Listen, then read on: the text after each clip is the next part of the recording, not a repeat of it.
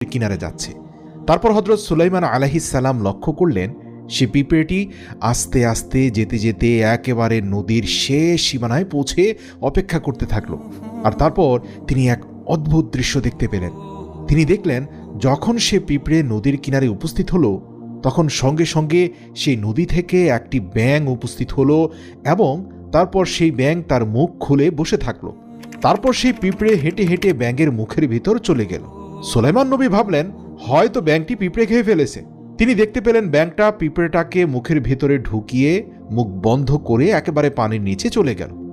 তো এই দৃশ্যটা দেখে হযরত সুলাইমান আলাইহিস সালাম অত্যন্ত মনোযোগের সাথে সেই স্থানটার দিকে আরও কিছুক্ষণ তাকিয়ে থাকলেন।